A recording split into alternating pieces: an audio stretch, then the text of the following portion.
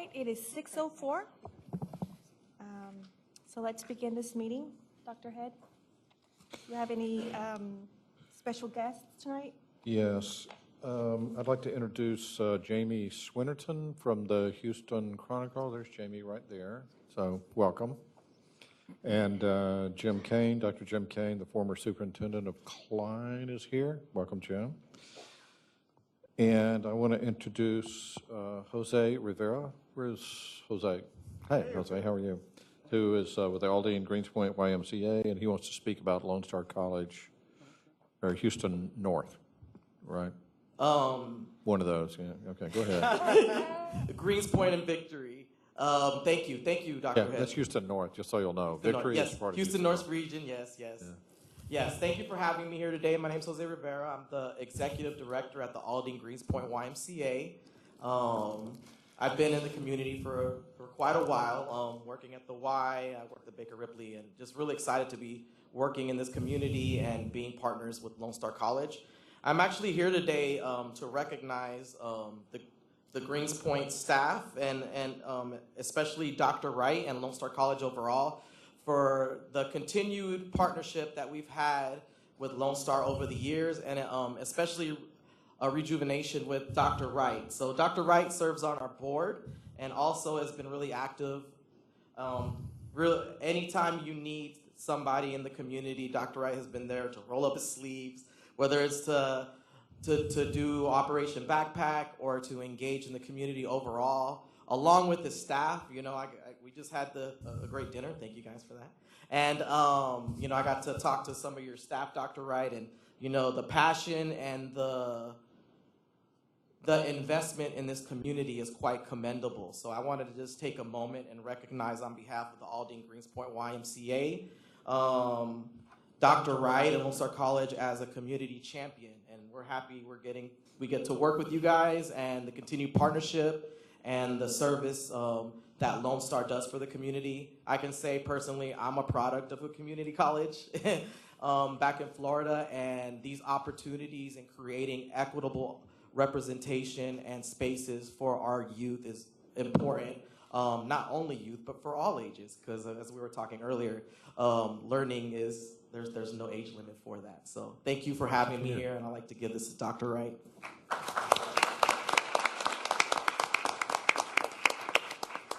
And the staff.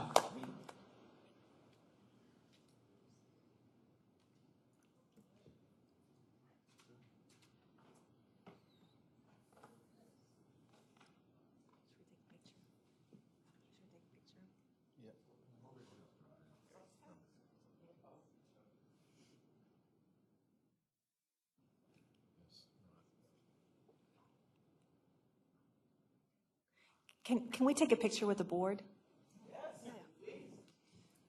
Well, no, we want you in the picture, Jose. You.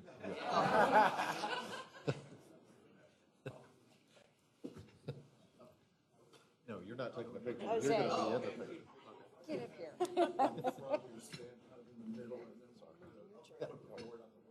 It is okay to offer this on our side as well.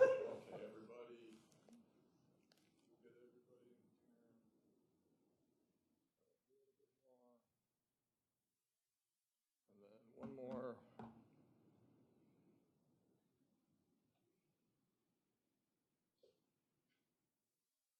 Thank you.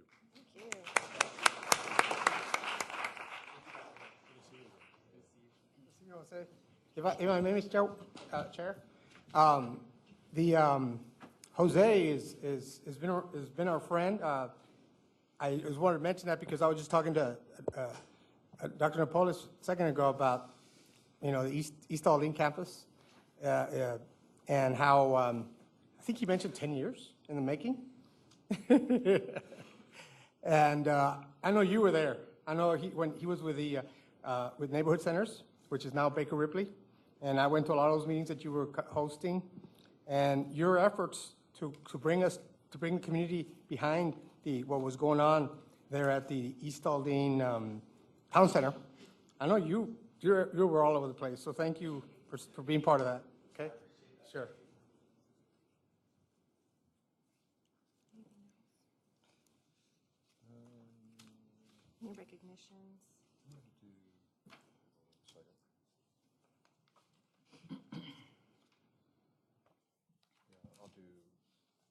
come back to my part.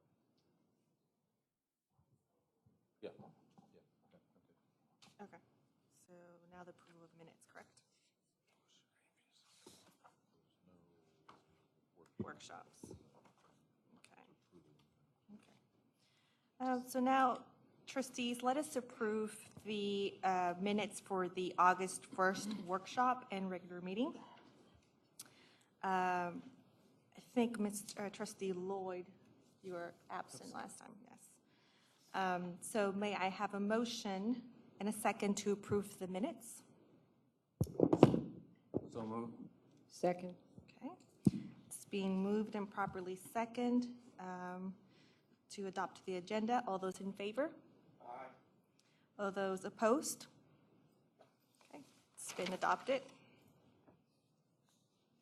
Do we have any special reports or announcements?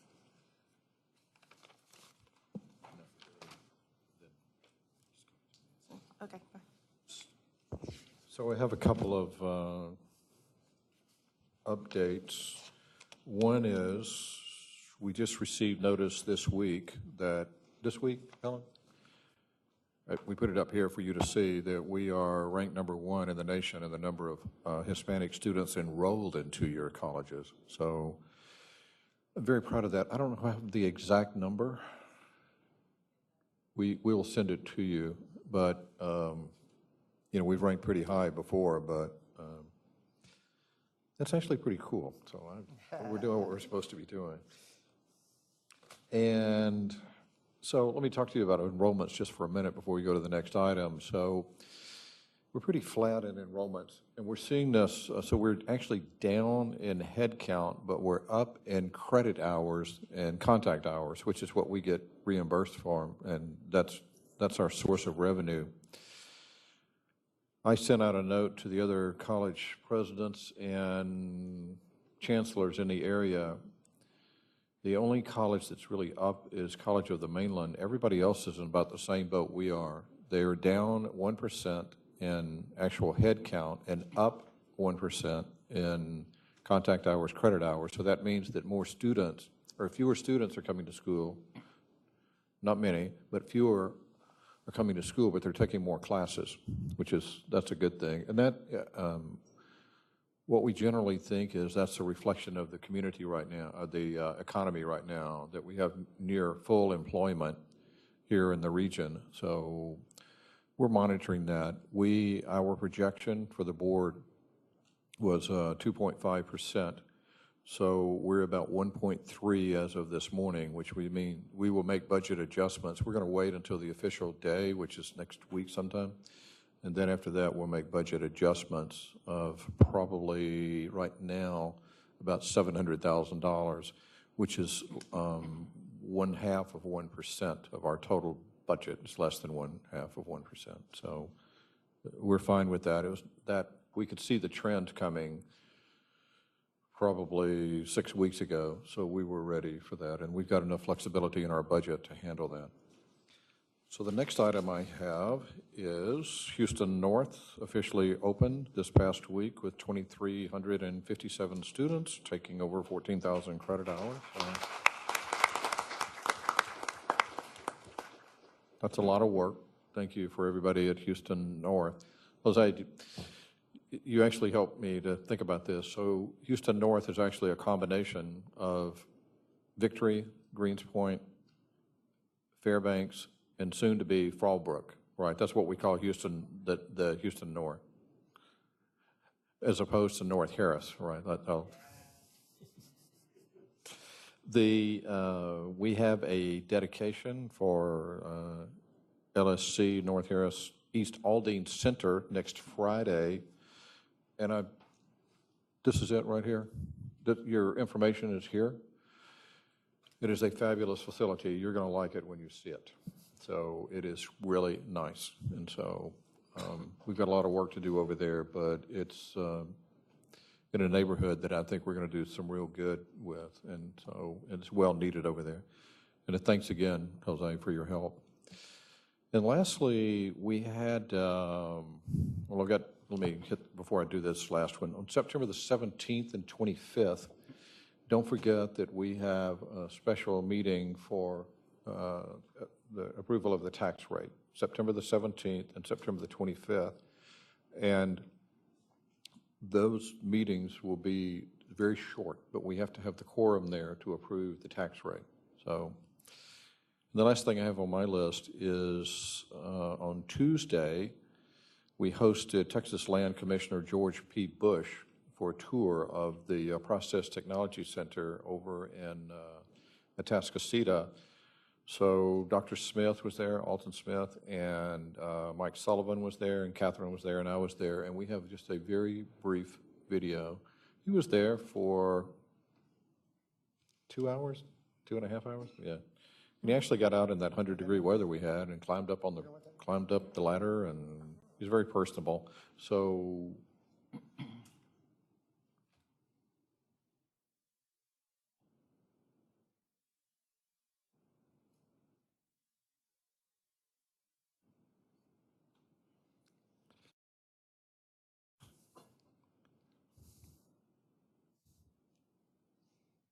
Well, I'm blown away. As part of our general land office operations this year, we're devoting it to education. So I've had a chance to personally inspect community colleges, university systems, K-12 locations throughout the state this year. And this is remarkable. It's going to be a training ground for the future of the energy industry in this great state, which is now powering the entire world. So what we did was we gave him an overview of the college because he's really not familiar with community colleges and the scope and size and what we do. So it was we enjoyed having him there, and I was glad that he sought us out to come visit. And thank you, Catherine, and your staff over there. So it went really, really well. So that's it. Yeah.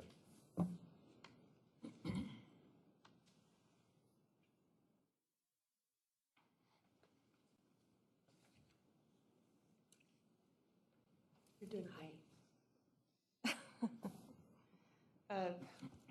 Yes, I ma'am. don't know whether to call you Chairman Smith is what was started to come out of my mouth because that's what I've been thinking all day. So, Oh, you can just call me Miriam. Miriam, and Dr. Head and members of the board, it's my pleasure to present tonight on behalf of the presidents briefly about a slight change, a significant change we made to our performance funding model 2.0.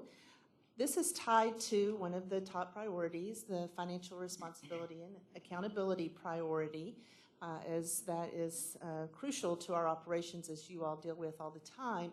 But want to just briefly tell you how we do this at Lone Star and how it aligns with the state. So as you know, as board members, there's basically 3 sources of funding for the college: taxes, tuition, and then through the state of Texas, our core operations, contact hour reimbursement, student success points. What we'll be focusing on tonight is mostly the student success points. And the way it works from the state is once the core operations are funded, the remaining dollars are split between contact hour reimbursement and the student success points. Right now, student success points is about 10% of that funding. So it's not unusual in other states that 100% of funding is performance funding, but in Texas right now, it's only about 10%, but it's an important piece of what we do. And we're very supportive of student success points and performance funding. So this model was actually established for the state in 2013 and implemented in the 2014-15 biennium in about 11 different categories. I'll show you here in just a minute. And what happens is the total success points every college in Texas of the 50 districts generates over a 3-year average. That's how they determine this funding for performance funding. What we've been fortunate to do at Lone Star that's unique is that we have, in addition to the way we're allocated based on our size and our contact hours, numbers of students, et cetera, the opportunity to earn additional funding to incentivize our student success efforts, and that's through performance funding and through growth. Again, we're focused on performance funding tonight. Growth money is available if we grow. If we don't grow, then that money obviously is not awarded, so we sit on that. But the performance piece gives those that if we're not growing a way to earn additional funding. In our original model, There were 8 indicators that this was based on. We used this model for 2 years, but realized that adjustments needed to be made in how we defined these indicators and how we measured them. So we put a task force together with Dr. Head's approval, and we did that. We developed Funding Model 2.0. And our goal in that work, our goals, were to align more with the way the state of Texas does student success points, address African American student success, include faculty diversity hiring, and then just create the most equitable model possible for all of the colleges. So we've been working on that, and we accomplished that. So the way the performance funding model breaks down is about 60% is based on success points, 20% student success initiative, and then the faculty diversity initiative. And so we were able to work through the summer and identify how we can better align with the state success points. There's $500,000 total, as you saw in a previous slide, for this funding. $300,000 goes to these success points. We calculate the points, what each one is worth according to the state, the percentage, and then we spread that $300,000 out based on that percentage. Then we, not me, lots of really smart people, do all this calculation in the back to determine how each of our colleges contributed to the total, and then that amount is distributed to the colleges or allocated in that way. Let me give you just a quick example because it's a little complex. So this next one just took one of the indicators, which is attain 15 hours of college credit. The total that Lone Star earned in this measurement period was 19,809 points. And then you see the distribution, how each of our campuses contributed to that 19,000 and what percentage we contributed. So then that percentage helps determine how much of that indicator we'd be funded for. And so that's calculated for all 11 indicators. For the Student Success Initiative, it's the same indicators, but we identified 4 special ones that we're really focused on. And this is related to African American student success.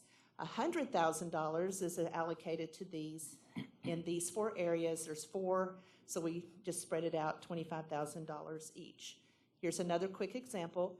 Also, the attain 15 hours of college credit. You can see the total points, how each college contributed to the total points, and then the percentage of their contribution. And then finally, the third piece of this, the Faculty Diversity Initiative, we decided that the most equitable approach was to calculate our annual hires from a certain time period, as you can see here, and then determine the college's percentage of hires of color, and then the top 4 colleges split the 100,000.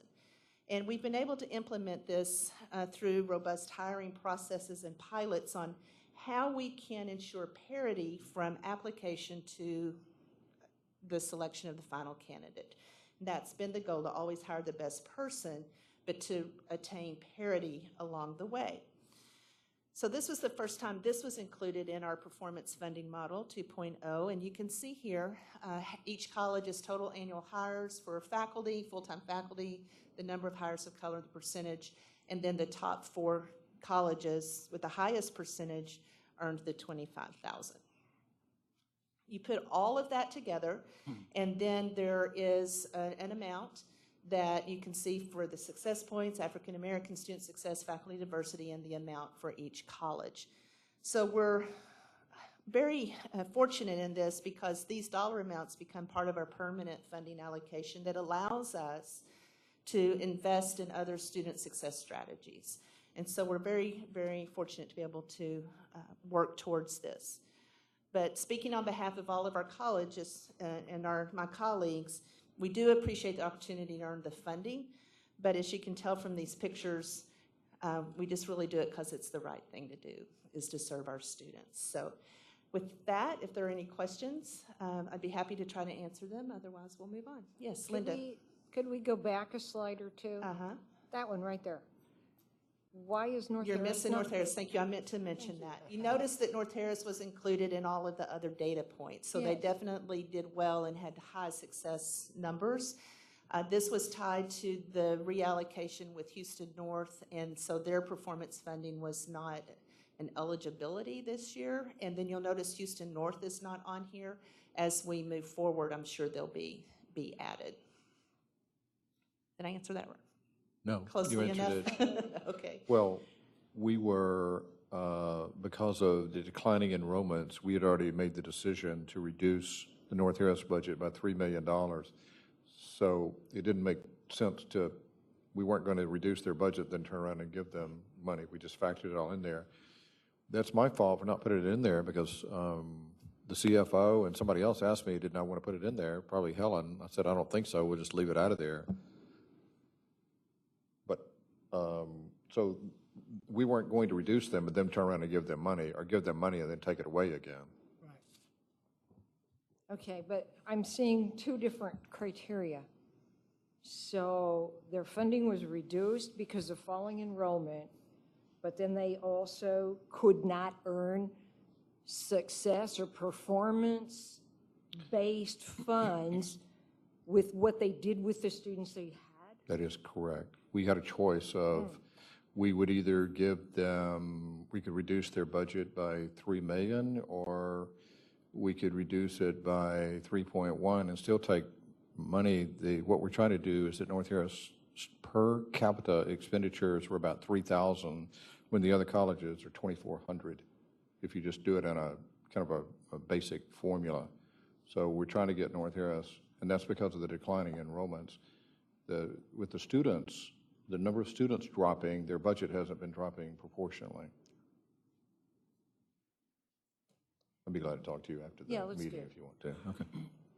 So, it's good. Thank you. Okay, thank you. Thank you.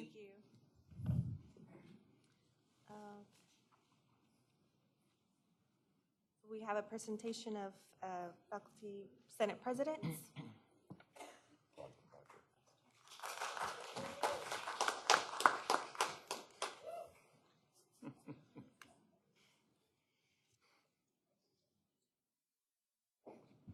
Vice Chair Saldivar, members of the Board of Trustees, Chancellor Head, members of Lone Star College Administration, campus presidents, why did I get nervous that quickly?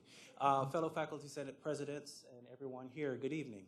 I stood here 1 year ago, September 4th, 2018. Why do I know? Because I went through my files on my computer and realized I was here last year. And we talked about Kingwood 1 year later after Harvey. Hopefully we didn't make the board, have angst when Kingwood would come to the podium to only talk about Harvey. But what I do want to say is that I appreciate the leadership that was displayed during that time in restoring Kingwood. So the board's approval of the funding to help Kingwood get back on their feet, Chancellor Head and his work with the Capitol, state capitol, and the steady leadership of Catherine Pearson, our president, to get Kingwood back where it is, which is better than ever. And I would like to give you all a round of applause if you'd let me. So this is potentially my last time presenting before the board, as everybody knows the date that I have in mind. The Chancellor is well aware of it as well. But what I have tried to do as Faculty Senate President is to look at where the common points are with everyone who is a part of this Lone Star College system. And so I want to spend a little bit of time talking about instructional support and how instructional support and faculty work together to provide the best learning experience for our students here. So the great basketball player, probably the greatest of all, not probably, the greatest basketball player of all time said, talent wins games, but teamwork wins championships. And so I believe that Lone Star College is a very team-oriented organization. Without teamwork, we cannot make the dream work. So talking with instructional design, I got some data points that they had presented. And so when we look at what instructional design, which is basically the people who help faculty, we're smart, we are really intelligent, but sometimes we need a little bit of help to get that observable learning objective out. And so this is where instructional design is very, very vital to helping us to create those lessons that help to connect with our students. And so we see what our instructional designers do. They spend a lot of time in tech support.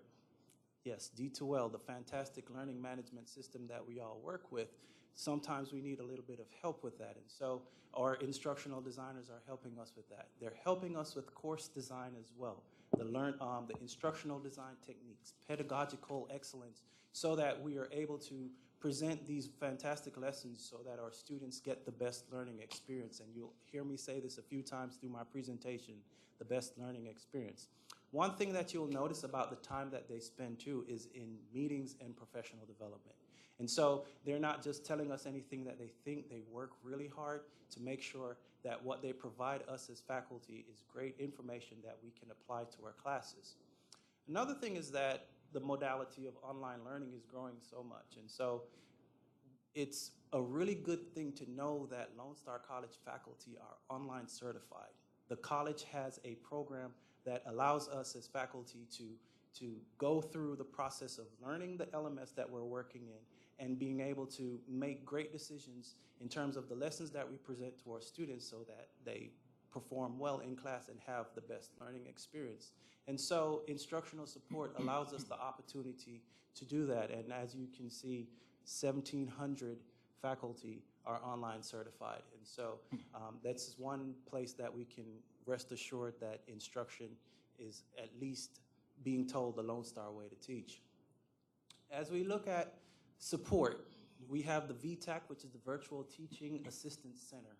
And they provide on-demand support for us as faculty. So as we go through our LMS work and we're looking at articles, you can see 73 articles with 2,000 views. So we're using these resources as faculty to actually help us to make adjustments in our class and to make the learning experience great as well. Moving away from instructional design for a little bit, professional development is also a big part of instructional support. It's not just good enough that we have degrees and we've been credentialed by Lone Star College to teach, but it's also good that we continue to develop not only as content experts, but in our instruction, in our pedagogy, in things that we can do as faculty, in being mindful of the students that we have. And so you'll find professional development programming that is offered at just about every single campus that we have at Lone Star College. And all of these are intended to help faculty to be better equipped instructors, because it's not just about the chemistry, the physics, and the biology, but it's also about connecting with humans, students, soft skills. And so professional development is a part of that process. And so we also allow faculty fellows. And so some of this programming also allows us as faculty to help our faculty in the culture that we create as instructors as well. So as I close my presentation, I wanted it to be short and sweet. I just wanted to mention the names of the instructional support leaders that we have on our campuses.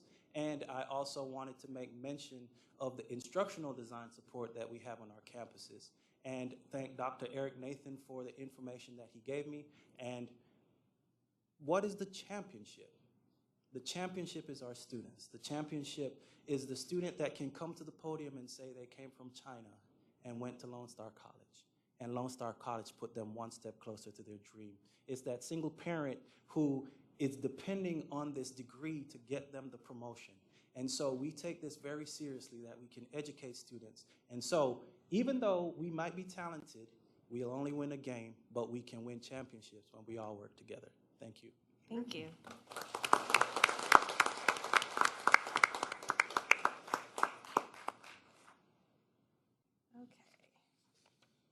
Board members, do you have any comments or reports that you would like to share?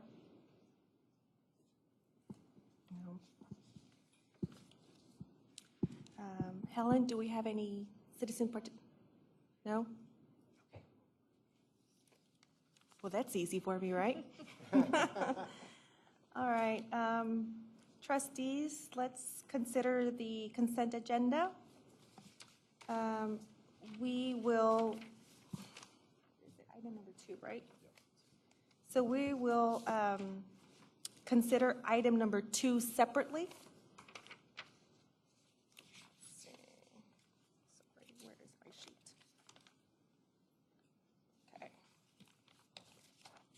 So let us consider the consent agenda. May I have a motion to first and second to approve items 1, 3 to 16? So May I have a moved. motion? And second? Second. Okay, so it has been moved and properly second to adopt items 1, 3 to 16. All those in favor? Aye. All those opposed? Motion passes. All right, so this is item number 2, which is the tax rate. So, say this right. Yeah, so in Jennifer's absence, I am going to give you the overview before we do, Do this right before we make the motion. after that. I'm going to go through the overview before we make the motion, correctly? Report, yeah. Okay, so if we could put that up on the, okay. I don't have control of the thing.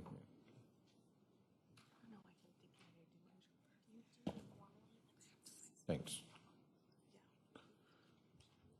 If this is your first time visit here, I'm not Jennifer Mott. She's the CFO, and she had, her children had an open house tonight, so she's doing what she should be doing.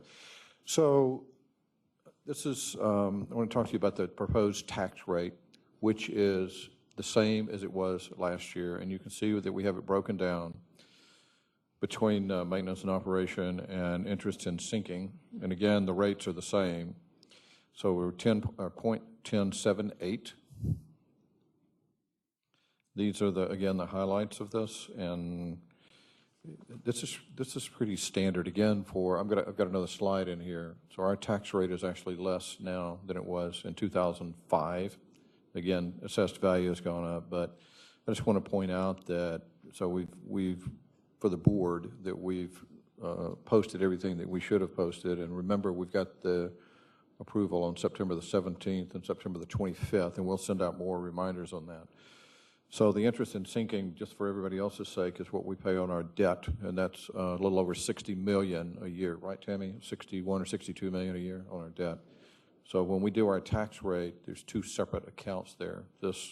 The M&O is what we pay for operations, and the interest in sinking is what we pay for our bond indebtedness.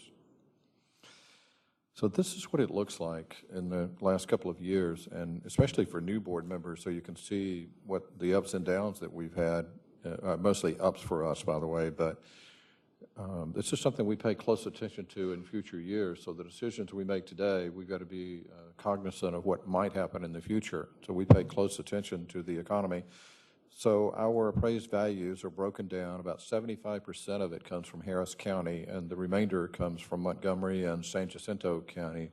And we have a very small assessed value in San Jacinto County. So you can see how it's broken down here. Our assessed value this year went up 6.6%, and that's about 2.5 in new property, something like that. About right? Okay. So this is, again, you've seen this before in some of our budget presentations, but this is what we've done in the last 15 years. So in the last 5 years, we've actually lowered the tax rate 3 times. And very few entities can say that, by the way. And again, you can look over there all the way to 2005. So we've been very fiscally responsible, I think. You can see the trend in the state, by the way, has been going up. We are considerably below what the state average is. Most of that has to do with where we're located.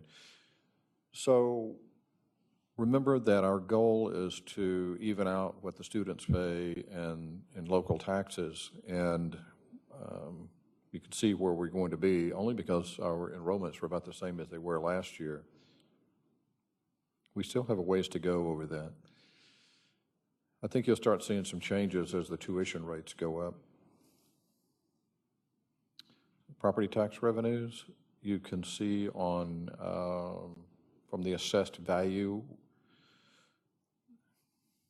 what the tax rate is and how much money we have from property tax revenues, which is $250 million this year, something like that. And so that means that out of our budget, that's the 42% of our budget.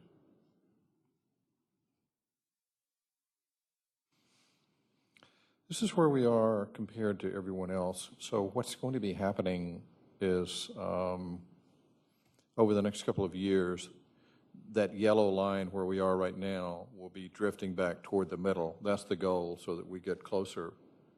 We'll be moving back toward the state median in the next couple of years, but that's just going to take a while. It depends on what our enrollments are. And if we continue to grow, then assessed value continues to grow also. I mean, if the area continues to grow, but we are headed to the left there. So this is the adoption calendar that we mentioned before.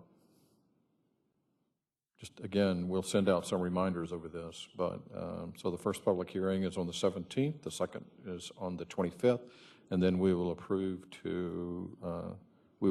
the tax rate in the next meeting on October the 3rd.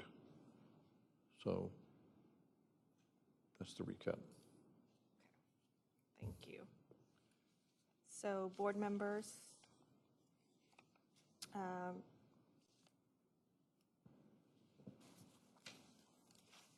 read this right. Okay.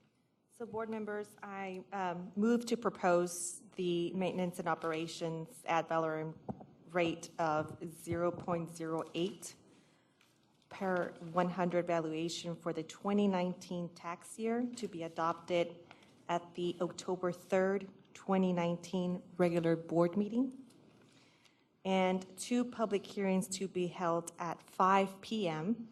on Tuesday, September 17th and Wednesday, September 25th. So if adopted as proposed, the total ad valorem tax rate for the Lone Star College will remain the same at 0.1078 per 100 valuation. So can I hear a motion? Can I hear a second? Second. Any discussion? Hear none? Roll call? Okay, so can I take a roll call for vote, starting with? Yay. Aye. All right. So it has been adopted. Passed. The motion passed. All right. Is there anything else? So just for the audience to make sure, this is just, we voted to propose a tax rate, but we're actually going to vote for it in October. So.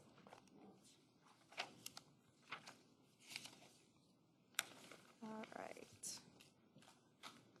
Do we have any, do we have a financial report? So I'm going to give that also, just in case the business office is wondering. Jennifer just sent me a note, said she was on her way back. I said, we'll be over by the time you get back. But so, board, this is our regular report. There's nothing new here, and we're in good shape. And if you have any specific questions, Tammy is here, but Tammy Cortez. But the trends, we're trending very favorably here. Remember, this is through July the 31st. So we do not actually close out this budget. You'll get the final budget update for 2019 in November, at the November board meeting, something like that. So you can see, though, that we are, I think we're in really good shape this year. I've gone through this a couple of times with Jennifer, but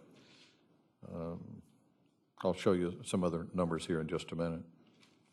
Our trend, 16-17 is the anomaly.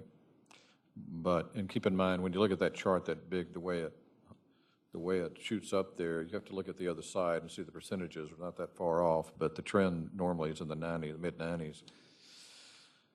Same thing here. I think that we're in good shape. And again, take out 17, 18 because of Harvey. So right now, we are projecting the well, you can see there for yourself that what we're projecting right now is 16%. We actually think we're going to be a little higher than that at the end of the year. So we're managing our money very well.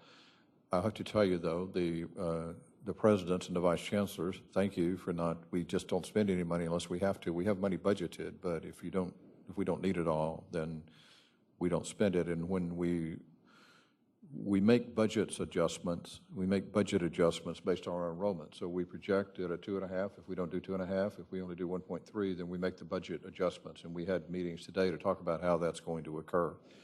So again, we are on our target, and we believe that when the final numbers come in, that we're going to be above 16%.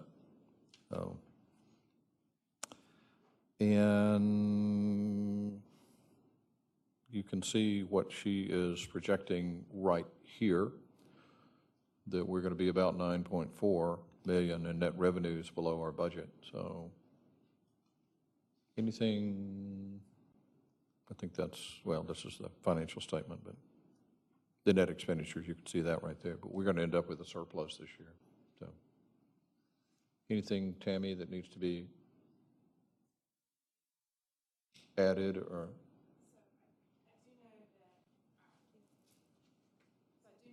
Cash reserves dollar amount as of August 31st is right around 66 million. So we are going to end the year with the cash reserves higher than what we forecasted. So. Any questions or? So, okay, thank you all for managing the money. It's really,